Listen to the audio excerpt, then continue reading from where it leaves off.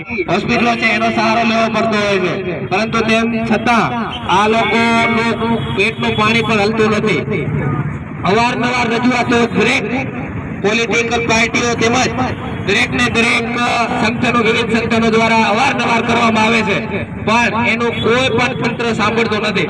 કારણ કે ઉપર સુધી આ લોકોના છેડા એટલા બધા છે કે વાત જવા દો। અહીં એક આપણને હોસ્પિટલના નામે માત્ર ને માત્ર લોલીપોપ આપે છે। અહીંયા કને કોઈ પણ પ્રકારનો અહીંયા ડાયાલિસિસ સેન્ટર ચાલુ કરવામાં આવ્યો છે, પણ મારા ખ્યાલથી હજી સુધી એક પણ ડાયાલિસિસ અહીંયા થયું નથી આ સરકારી હોસ્પિટલની અંદર।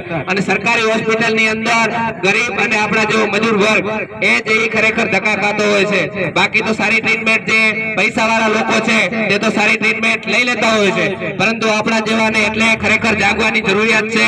આ સરકારી હોસ્પિટલ બાબતે અવારનવાર અનેક લોકો દ્વારા રજૂઆતો કરવામાં આવે છે, પરંતુ કોઈ પણ પ્રકારનું ધ્યાન આપવામાં આવતું નથી આ નપુંસક સરકારના કારણે।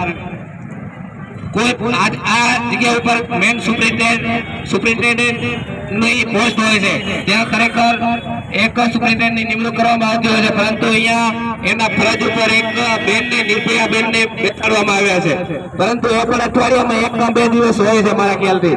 અને અહીંયા એ ડેન્ટિસ્ટની ડિગ્રી ધરાવે છે, એટલે દાખલા તરીકે કોઈને પણ કાંઈ પણ આ પોલીસ સ્ટેશનની અંદર બને અને પગમાં લાગે કે માથામાં લાગે કોઈ પણ પ્રકારના ફ્રેક્ચર થાય તો એ કેવી રીતે લખી શકે?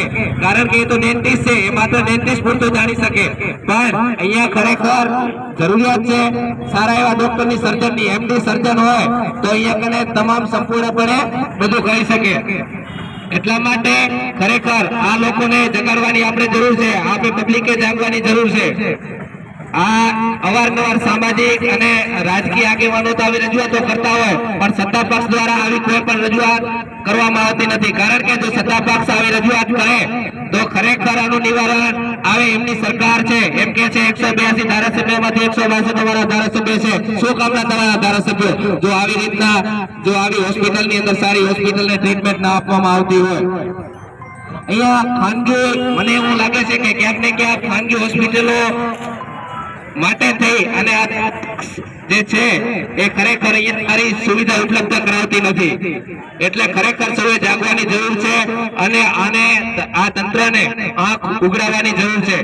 હમણાં મારા ખ્યાલથી ટૂંક સમય પહેલા દિલ્હીથી એક આરોગ્યની ટીમ આવી હતી। આરોગ્યની ટીમ આવી હતી એટલે ત્યાંથી એક બજેટ ફરવાયું હશે અને એક ત્યાંને બધા ખર્ચમાં નાખ્યું હશે કે ભાઈ અમે રાપર અને આ ભચાઉના જે કચ્છની જે હોસ્પિટલો છે ત્યાં અમે ખરેખર ટ્રીટમેન્ટ માટે શું ત્યાં વ્યવસ્થા છે એના માટે જાય છે, પણ આપણા રાપુરમાં તો આવી જ નહીં। એ ખાલી માત્ર ધોરડો ને બાજુ ધોળાવીરા ને ફરવા